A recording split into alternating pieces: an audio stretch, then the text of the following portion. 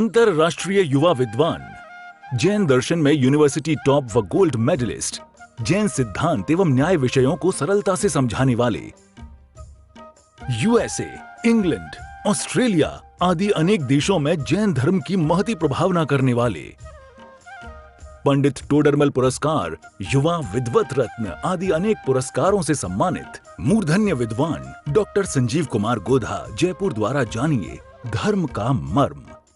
इस कार्यक्रम के प्रायोजक हैं मातु श्री पतासी देवी, श्री प्रदीप जी चौधरी, श्रीमती कुसुम जी चौधरी, श्री तिलक जी, श्रीमती श्वेता, श्री अरिहंत जी, श्रीमती दिव्या, अस्मि, उपशम, क्षाई, श्रद्धान, सहज एवं समस्त चौधरी परिवार, किशनगढ़, राजस्थान।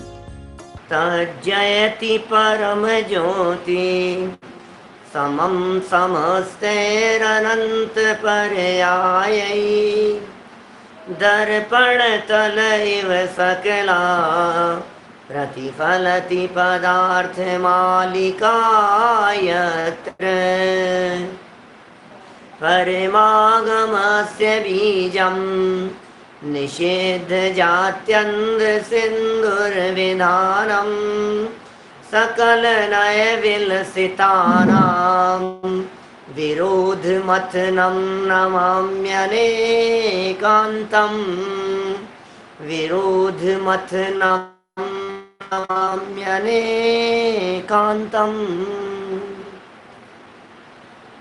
पुरुषार्थ सिद्धि उपाय नामक ये ग्रंथ है आचार्य अमृतचंद्र स्वामी की। यह है अनुप्रचना।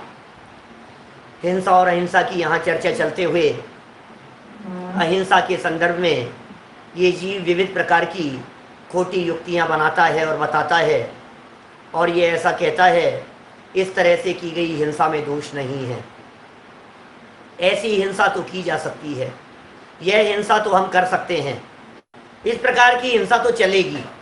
माने ये जीव बहुत प्रकार की इस तरह की खोटी युक्तियाँ बनाता है और खोटी खोटी बातें करता है। यहाँ कल तक हम 8 युक्तियों के संदर्भ में चर्चा कर चुके हैं। मैं सभी युक्तियों को यहाँ पुनः दोहराकर समय बर्बाद नहीं करना चाहता, लेकिन कल जो अपनी चर्चा चली थी उसके संदर्भ में जरूर वापस कुछ बात कहूँगा। कल 85 और 86 ये 2 श्लोक देखे थे ना अपन ने, 84 भी देखा था, और इन श्लोकों के माध्यम से यह बतलाया गया था कि यह जीव मनुष्यायु त्रियंचायु की प्राप्ति विशेष पुण्य के योग से प्राप्त करता है। अब चूंकि ये विशेष पुण्य के योग से विशेष आयु प्राप्त कर रहा है और आपने आयु छीन ली, तो इसका मतलब ये बहुत बड़ा पाप हो गया।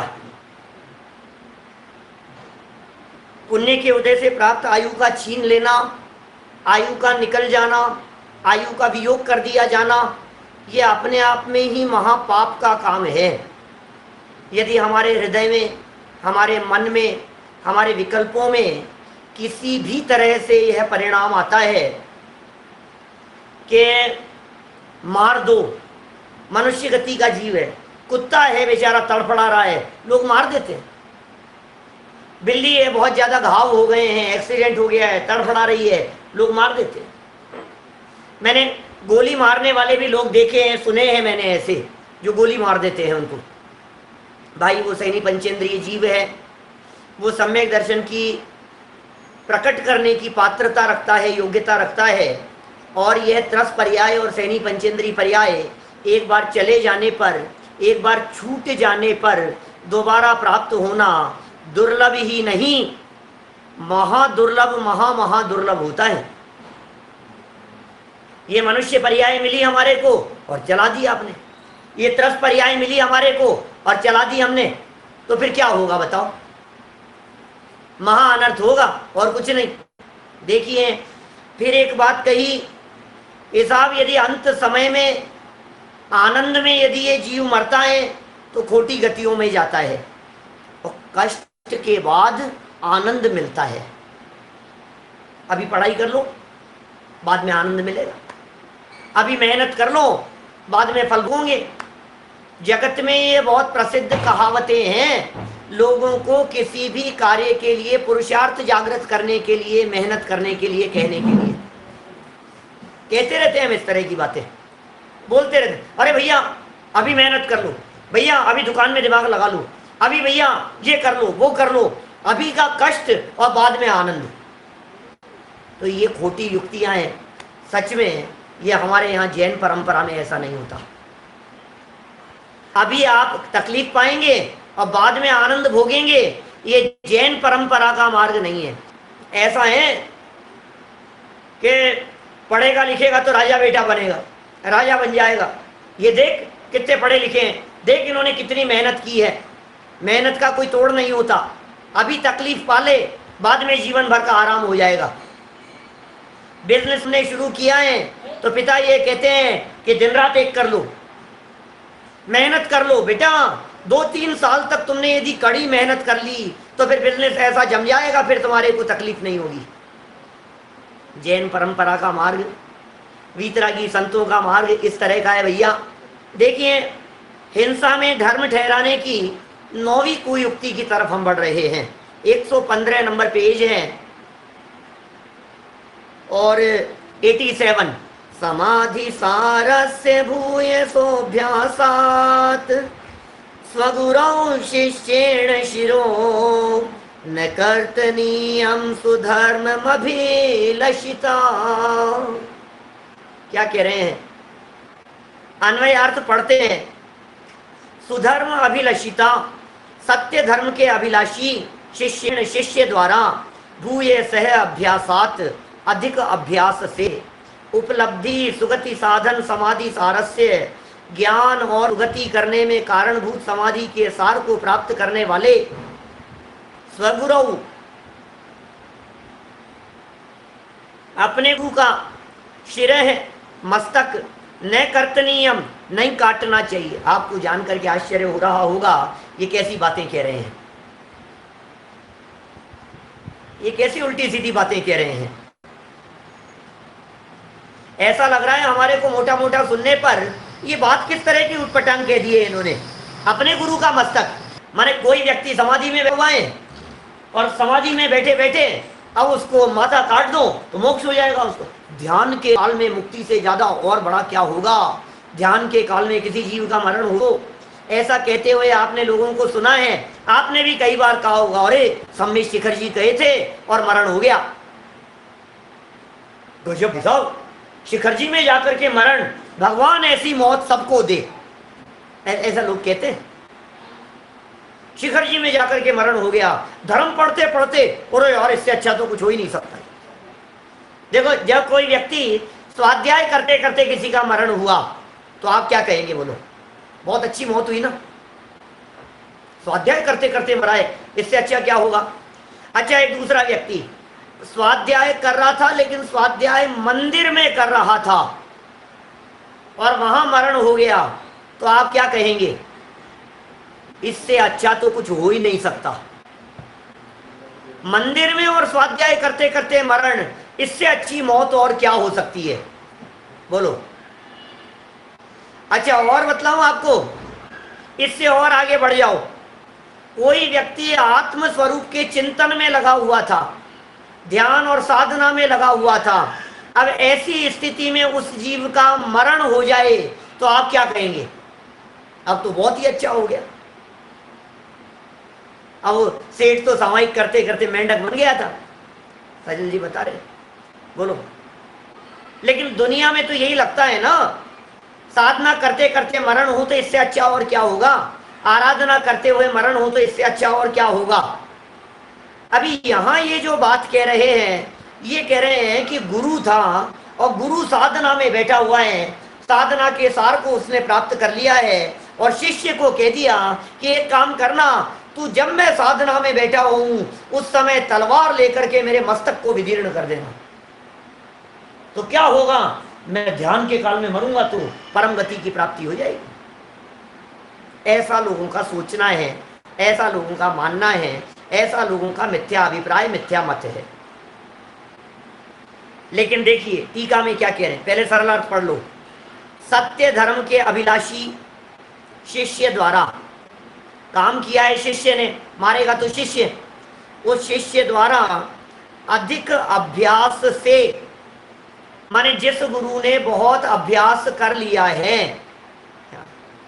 ऐसे बहुत अभ्यास से ज्ञान, अभ्यास बहुत था, ज्ञान प्राप्त कर लिया और सुगति के कारणभूत समाधि का सार, समाधि का सार सुगति का कारण, अच्छी गति हो जाएगी भाई साहब, समाधि के सार को उसने पा लिया है।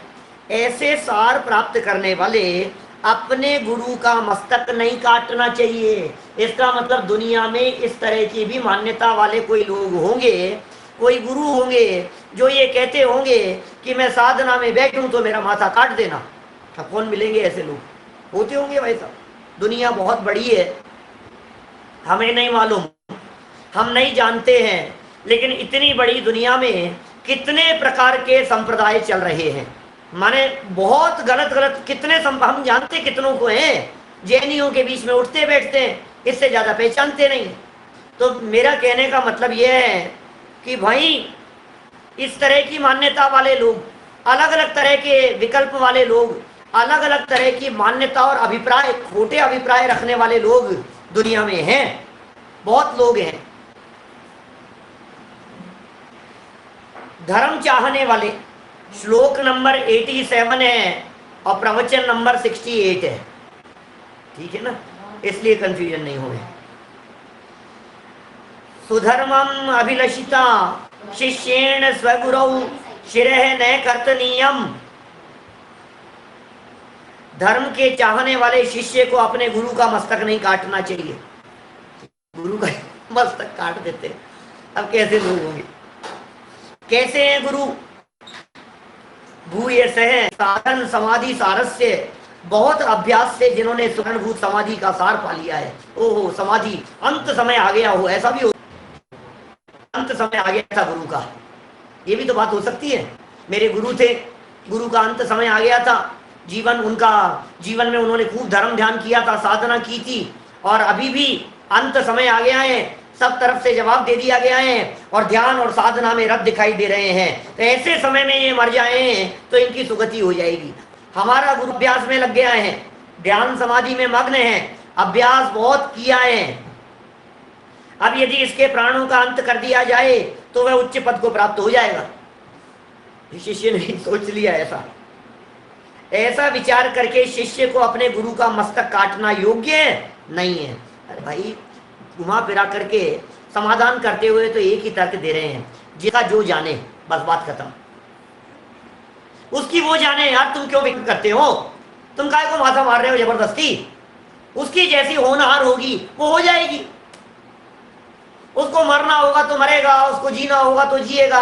अपने परिणाम बिगाड़ता है, अपना भाव खराब करता है और सोचता है दूसरों के बारे में। सच्चाई ये है कि आज तक इस जीव ने पर के बारे में ही सोच करके अपने अनेक भाव बिगाड़े हैं। बहुत सोचा है पर के बारे में, बहुत सोचा है औरों के बारे में, अभी अपने आप के बारे में भी सोचो। दूसरे की सुधारने में उपयोग मत लगाओ, अपनी सुधर रही है या नहीं वो विचार करो। इसलिए सोचो गुरु के बारे में। गुरु के लिए सोचना लगता है, कभी कभी तो ऐसा लगता है गुरु के लिए ऐसा सोच करके कहीं पट्टाधीश बनने की प्लानिंग तो नहीं है। सुबह कुगुरुओं के प्रकरण में चल रही है ना चर्चा, मोक्ष मार्ग प्रकाशक ग्रंथ में।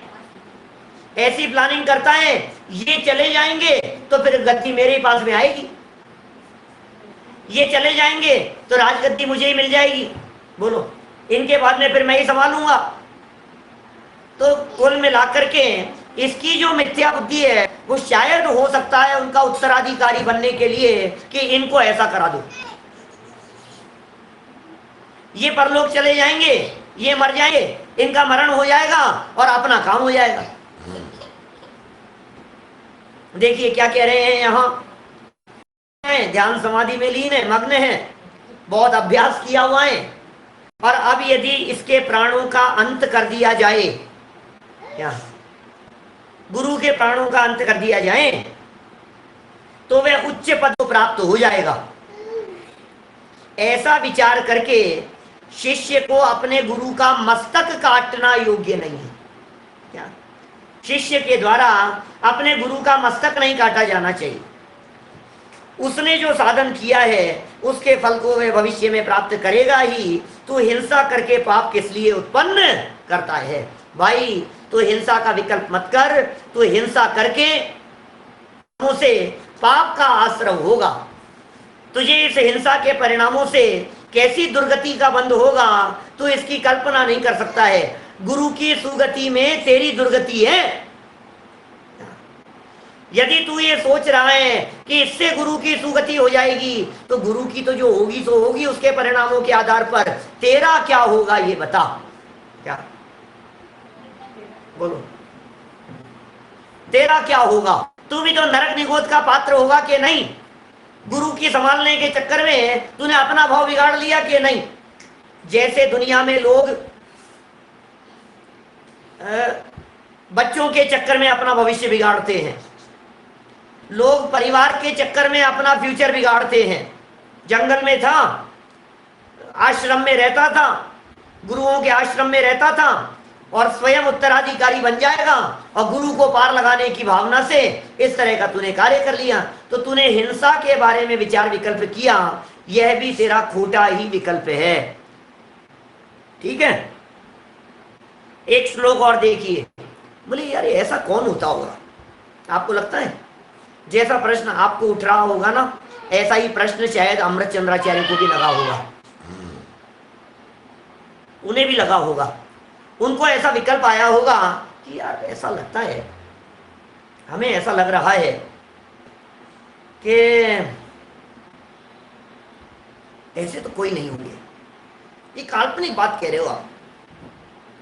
अमराचार्य से मानो शिष्य ने प्रश्न कर दिया कि आप काल्पनिक बात कह रहे हो, ऐसा कौन होगा? कौन गुरु ये कहेगा कि मुझे मार दो? मनुष्य गति का जीव है, मरना कौन चाहेगा? अब कोई व्यक्ति मरना भी नहीं चाहता है और मारना कौन चाहेगा अपने गुरु को? ऐसा भी नहीं हो सकता है। तो न तो मरना चाहता है और न मारना चाहता है। तो और आप कह रहे हो कि इस तरह के दुनिया में लोग होंगे, हम कैसे मान ले? देखिए यहां एक नए संप्रदाय की बात कह रहे हैं, नई युक्ति बतला रहे हैं, उसका कारण बतला रहे हैं, इससे क्या होता है सो बता रहे हैं। 88 नंबर का श्लोक, हिंसा में धर्म ठहराने की 10वीं कुयुक्ति। खारपटीक नाम का संप्रदाय है। कितने संप्रदाय वालों को जानते हो आप? खारपटीक नाम है उनका। 88 श्लोक पढ़ता हूं, नीचे आपको पूरी चर्चा ख्याल में आएगी। अभी सारी कहानी स्पष्ट हो जाएगी आपके दिलो दिमाग में। देखिए उस समय ऐसे गुरु शिष्य होते होंगे 1000 साल पहले। धन लव पिपासितानाम विनेय विश्वासनाय दर्शयताम झटिति घट चटक मोक्षम श्रद्धेयं नैव खारपटिकानाम। अन्वयार्थ, धन लव पिपासितानाम, थोड़े धन का लोभी, लोभी धन मिलेगा उससे, और विनय विश्वासनाय दर्शयताम, शिष्यों को विश्वास उत्पन्न करने के लिए दर्शाने वाला, शिष्यों में विश्वास उत्पन्न हो जाए। कई लोगों ने मिलकर के कोई धर्म चलाने की ठान ली और उनमें से एक आध ने कि इनको विश्वास कैसे होगा, पहले तो ये करते होंगे कि शिष्यों को मारते होंगे कि भैया इससे कल्याण हो जाता है, इससे ऐसा हो जाता है, मुक्ति हो जाती है। अब कदाचित कोई शिष्य पलट करके ये कह दे कि आप हमें क्यों मार रहे हो, खुद मर के देखो, तो कदाचित तैयार भी हो जाते हैं उनको विश्वास दिलाने के लिए। देखो ऐसी युक्ति दे रहे हैं, ये नीचे लिखा है यहां, अभी पढ़ेंगे अपन, या पढ़ लो। खारपटिका नाम, खारपटिकों का, जटिति घट चटक मोक्षम, शीघ्र घड़ा फूटने से चिड़िया के मोक्ष की तरह मोक्ष का नैव श्रद्धेयम, श्रद्धा नहीं करना चाहिए। सुनो क्या है वस्तु स्थिति। आत्मा कहाँ है? बोलो, शरीर में कि साहब आत्मा शरीर में है, बराबर। अब आत्मा शरीर में है तो शरीर की जेल में है, जेल में बंद है। अब यदि ये शरीर टूट जावे, शरीर फट जावे, शरीर रूपी घड़ा फूट जावे, तो अंदर बैठा हुआ आत्मा रूपी जो पक्षी है, जो शरीर की कैद में है, वो पक्षी मुक्त हो जाएगा। बात ख्याल में आ रही है क्या? शरीर की कैद में जो पक्षी है वो पक्षी मुक्त कैसे होगा? उसकी मुक्ति का उपाय क्या है? बोलो। उदाहरण दिया इन्होंने, मानते क्या है ये लोग? उदाहरण देते हैं अपने संप्रदाय के बारे में। खारपटीक नाम का संप्रदाय है, वो संप्रदाय वाले ये कहते हैं जैसे घड़ा होता है ना, घड़ा, और घड़े में कोई चिड़िया कैद है, मिट्टी का घड़ा है, घड़े में चिड़िया है, वो चिड़िया उस घड़े के अंदर कैद है। जो चिड़िया घड़े में कैद है, अब यदि घड़े को फोड़ दिया जाए तो वो चिड़िया उड़ जाती है। तो ऐसे ही कह रहे हैं कि ये जो आत्मा है ना, ये आत्मा भी कैद है शरीर रूपी पिंजरे में। और जगत में ऐसा कहा ही जाता है, 9 द्वारों का पिंजरा तामे सुआ समाए, उड़वे को अचरज नहीं अचरज रहवे माए। क्या बोलो, कुछ समझ में आ रही है? बात ऐसी कहना चाह रहे हैं कि 9 द्वारों का ये पिंजरा था, जैसे किसी पिंजरे के अंदर कोई तोता बैठा हुआ हो। अब यदि पिंजरे के अंदर 9 दरवाजे हो तो पिंजरे का दरवाजा जैसे ही खुलता है तो पक्षी उड़ जाता है। पैरट होता है तो पक्षी, यदि दरवाजा खुला हुआ हो तो पैरट उड़ जाएगा, पक्षी उड़ जाएगा, इसलिए दरवाजा बंद रखते हैं। अभी हमारे यहाँ शरीर रूपी दरवाजों के माध्यम से आत्मा रूपी पंछी कैद बैठा है अंदर। तो ऐसी मान्यता है शायद उस धर्म की, उस संप्रदाय वालों की, कि यदि शरीर रूपी इस घड़े को फोड़ दिया जाएगा तो पक्षी मुक्त हो जाएगा, ऐसा मानते हैं। खोटी युक्ति है जी, मिथ्या मान्यताएं हैं। अब अपन लोगों में तो इस प्रकार की कोई बात है नहीं, तो चिंता नहीं करें, आज खत्म हो रही है ये सब युक्तियां। एक आध और है, कल समापन कर देंगे इसका। देखिए क्या कह रहे हैं। थोड़े धन का लोभी और शिष्यों को विश्वास उत्पन्न करने के लिए, एक तो धन का लोभी था और एक विश्वास उत्पन्न कराना चाहता था। खारपटीकों का, खारपटीक कौन है? ये मत है। खारपटीक एक संप्रदाय है। हम कितने संप्रदायों को जानते हैं? मारीची ने 363 चलाए थे। आप कितने धर्म वालों को जान रहे हो? आप कितने संप्रदायों को जान रहे हो? बतलाओ। 5, 7, 10 संप्रदाय से ज्यादा के नाम नहीं जानते आप? मैं आपसे पूछता हूं, बोलो। आप कहोगे हिंदू, मुसलमान, सिख, ईसाई, क्या है, और वैष्णव, और चारवाक, मीमांसक, नैयायिक, वैशेषिक, ये जो नाम आपने जो सुन रखे, बौद्ध, और सिंधी, पंजाबी, राजपूत ब्राह्मण, अब कितने से हुए बतलाओ मेरे को? 10 बार, 8, 10 बार, 15 नामों के अंदर आपकी छुट्टी हो गई। 363 है, गिनाओ तो सही। खारपटीक मत वाले हैं, यहूदी है, सांख्य है, जैन है, कितने होंगे? अनगिनती है, अनगिनती, आप गिन नहीं सकते हो। आपने एक हिंदू मार्ग कह दिया। क्या फ्रेंच भी धर्म है क्या? फ्रेंच तो लैंग्वेज है क्या? फारसी जरूर हो सकते हैं, फारसी हो सकते हैं। वैष्णव का पेटा भेद बहुत बड़ा है। ये छोटे छोटे से, अभी जैसे मान लो ब्रह्म कुमारी वाले हैं तो अलग मत है, उनका एक संप्रदाय है। इसी तरह से नीलकंठ वाले हैं, क्या नाम है इसका? नीलकंठ कौन मानते हैं? नहीं, स्वामीनारायण, स्वामीनारायण संप्रदाय चलता है ना, उनका एक अलग संप्रदाय चलता है। आर्य समाज वाले हो गए, तो उनमें इतने तरह के टुकड़े और इतने तरह के बंटवारे हैं कि अपने को पता ही नहीं है। उन्हीं में एक खारपट्टिक नाम का भी संप्रदाय है और ये संप्रदाय वालों की ये मान्यता है और इस मान्यता के संबंध में यहां बात कही है। टीका पढ़ते हैं, देखिए नीचे क्या लिखा है। खारपट्टिका नाम झटिति घट चटक मोक्षम नैव श्रद्धेयम। क्या कह रहे हैं? एक खारपट्टिक का मत है वह तत्काल घड़े के पक्षी के मोक्ष समान मोक्ष कहता है, उसका श्रद्धान नहीं करना। बात कैसी लग रही है हमारे को? सरल लग रही है, अच्छी भी लग रही है और जच भी रही है और तर्क और युक्ति दी जा रही है और पंछी के मुक्त होने की बात कही है। अरे अरे उड़ चला हंस सैलानी, क्या निकल जाएगा।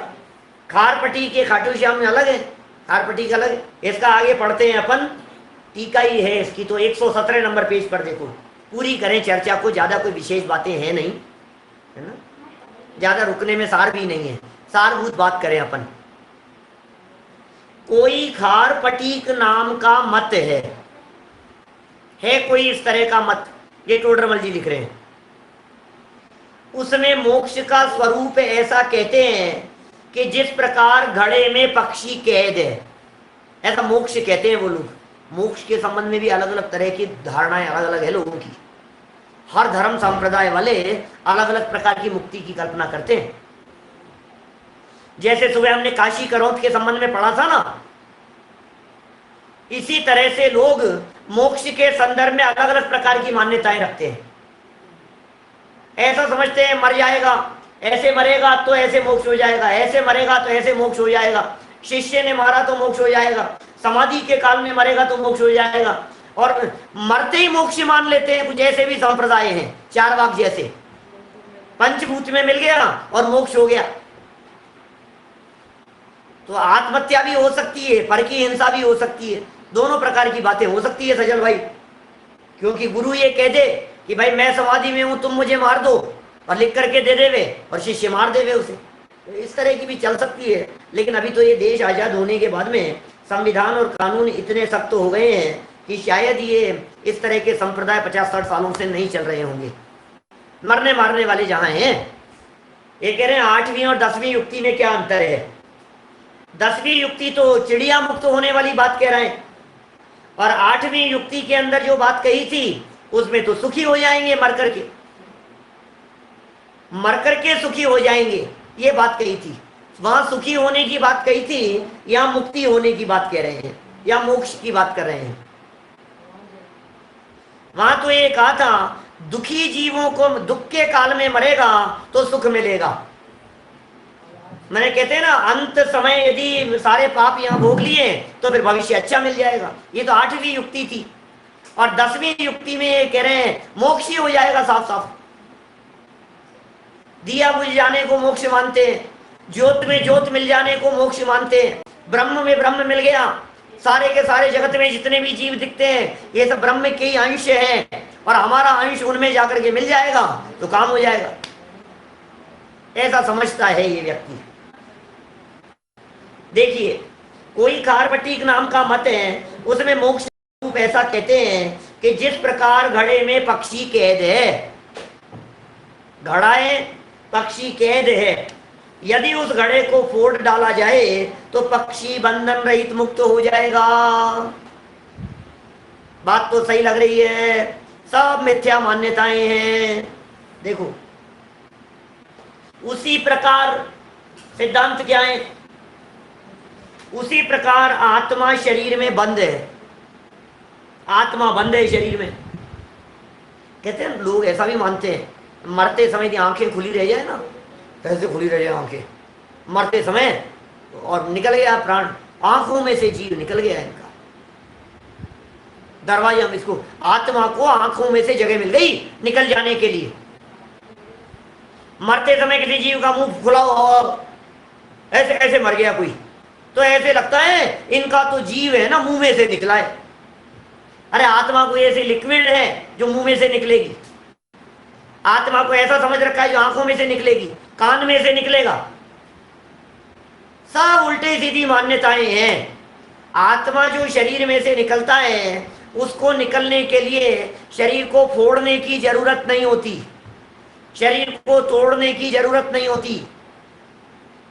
आत्मा आंख नाक कान में से नहीं निकलता, शरीर के टुकड़े हो जाने पर निकले ऐसी भी कुछ नहीं है।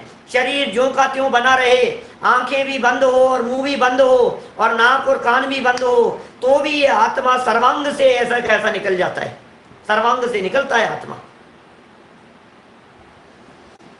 माने जे जो शेप होता है बॉडी का, उसी शेप में आत्मा, जैसे एक्सरे मशीन होती है ना, उस तरह से पूरा का पूरा निकलता है।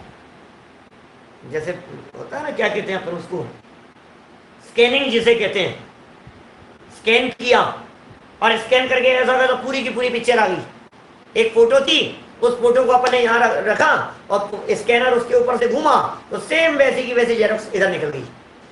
ऐसे ही इसकी स्कैनिंग हुई बॉडी की, और स्कैनिंग होकर के आत्मा बिल्कुल सेम शेप के अंदर बाहर निकल गया। ऐसा होता है, ये है वस्तु स्थिति। तो लेकिन दुनिया है सब तरह की बातें करते हैं। देखिए, उसी प्रकार आत्मा शरीर में बंद है। यदि शरीर का नाश कर दिया जाए तो आत्मा बंधन रहित मुक्त हो जाए। शरीर का नाश कर दो साहब, बंधन से मुक्त हो जाएगा आत्मा। और सच में ये एक्चुअल में क्या है, ये जितने अपने जो भजन चले हैं ना इस तरह के, क्या कई भजन हैं इस तरह के, उन भजनों की वजह से भी इस तरह के भ्रम होने की संभावना दिखती है।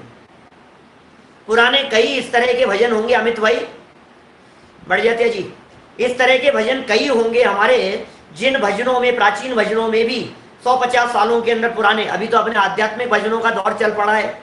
ये तो एक गुरुदेव श्री के द्वारा जो एक क्रांति हुई है, ये तो कोई अपूर्व क्रांति हो गई है, जिनमें अपने जो वर्तमान विद्वान जितने दिखाई देते हैं, कितने सुंदर सुंदर आध्यात्मिक भजनों की रचना होने लग गई है। लेकिन यदि आप 50 साल पहले जाकर के देखो, 50 साल पहले वाली पूजाएं देखो, 50 साल पहले वाले भजन भक्तियां देखो, जिनमें कर्तावाद और ये सब जो दिखाई देता था ना, और कदाचित वैराग्य के नाम पर भी चलता था, तो सब यही तो चलता था और क्या है। वैराग्य के नाम पर भी यही चलता था कि भाई सुन, तू समझता क्या है, तेरी ज्यादा से ज्यादा पहुंच शमशान तक है। अब बात सुनने में कितनी अच्छी लगती है हमारे को, हमारी पहुंच कहां तक है, ज्यादा से ज्यादा शमशान तक। उसके बाद में तो तेरा यही होने वाला है, तुझे ले जाकर के शमशान में जला देंगे, अंत है ना ये तो सबका।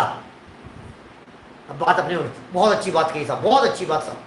कोई कभी खड़ा होकर के अन्य मतावलंबी ये बात कह दे कि तुम्हारी गति शमशान की उन लकड़ियों तक है, उससे आगे नहीं जा सकते तुम, तो हमें लगता है बहुत अच्छा, अरे यार क्या गजब की बात कही इसने, ये गजब की बात कही है। झूठी बात है, झूठी एक नंबर की, इसमें सच्चाई नहीं है बिल्कुल भी। क्योंकि शमशान तक मैं नहीं जाऊंगा, ये शरीर जाएगा। मैं तो शमशान में जाने के 6 घंटे पहले, 4 घंटे पहले, पौन घंटे पहले ही जा चुका होऊंगा कहीं और मेरा तो जन्म भी हो चुका होगा। तो जिसे ले जाएंगे, जिसे जलाएंगे, वो तो कोई और है ना, वो तो शरीर है ना। लेकिन लगता है ऐसा ही है। बात तो सही कह रहे हो साहब, बात तो सही कह रहे हो, ऐसा ही मत दिखाई देता है। घड़ा फोड़ डाला और पक्षी बंधन से मुक्त हो जाएगा। देखिए फिर क्या कह रहे हैं, ऐसी श्रद्धा या ऐसा श्रद्धान नहीं करना चाहिए, क्योंकि यह श्रद्धान हिंसा का कारण है। बात ऐसी लग रही है, समाधि में मरेगा, ध्यान में मरेगा तो उत्तम गति की प्राप्ति हो जाएगी। ध्यान और समाधि से मुक्ति ऐसा समझने वाला व्यक्ति है। क्रियाकांड में धर्म मानने वाले लोग हैं सारे के सारे, दुनिया भर में फंसे हैं ऐसे सारे लोग। चलिए अंतिम कुछ लाइनें और पढ़ते हैं, क्या कह रहे हैं। अंतरंग कारमान शरीर के बंधन सहित आत्मा इस तरह मुक्त कैसे हो सकता है, बोलो। औदारिक शरीर से मुक्ति की तो बात कर ली, लेकिन शरीर मुक्ति हुई कहाँ। अंदर भी तो एक शरीर बैठा हुआ है जो आत्मा के साथ में चिपका हुआ है। उस शरीर का नाम है कारमण शरीर। वो कारमण नाम का शरीर भी तो है। जब तक सर्व प्रकार के शरीरों से मुक्ति नहीं हो, तब तक सिद्ध दशा की प्राप्ति नहीं होती है। हमारे सिद्ध भगवान अशरीरी होते हैं। इसे लगता है शरीर से आत्मा निकल गई तो मुक्त हो गई, मुक्ति दे दो साहब, इनको मुक्ति दे दो। कल चली थी ना इस तरह की चर्चा अपनी, तकलीफ पा रहे हैं साहब, इनको मुक्ति मिल जाएगी। किससे मुक्ति मिल जाएगी? शरीर से मुक्ति की सोच रहे हैं, लेकिन ये असली मुक्ति नहीं है, क्योंकि फिर और खराब शरीर मिलेगा तुझे। कार्बन शरीर भी तो है अंदर में, कार्बन नाम का शरीर है, तेजस नाम का शरीर है। और तेजस और कार्बन शरीर के बारे में तो उमा स्वामी आचार्य यह कहते हैं, यह तो अनादि काल से संबंध है तेरे साथ में, तेजस और कार्बन शरीर का। तेजस शरीर होता है जो शरीर में तेज डालने का काम करता है। चेहरे पर जो भी थोड़ा बहुत तेज दिखाई देता है, शरीर में जो गर्मी है, जो उष्णता है, ये भी उस तेजस शरीर का काम है। अनिस्सरण तेजस कहलाता है। तो है इस तरह का शरीर, होता है इस तरह का। और ये जो शरीर है, दोनों शरीर अदृश्य जैसे रहते हैं।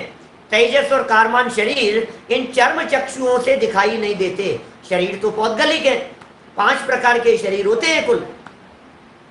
5 प्रकार के शरीरों में हमारे अभी 3 शरीर है भैया, 3 शरीर है अभी हमारे। एक ये शरीर जो दिखाई दे रहा है, आ जाओ, एक ये शरीर जो यहां दिखाई दे रहा है, इसका नाम औदारिक। इसके अंदर जाओ तो एक कर्म जो आत्मा के साथ में चिपके हुए हैं, बंधे हुए हैं, वो कार्मिक बॉडी, वो एक दूसरा शरीर कार्बन शरीर है। और एक तीसरे प्रकार का शरीर है जिस शरीर का नाम है तेजस शरीर। ये 3 तो अनादि काल से संबंध है इस जीव का।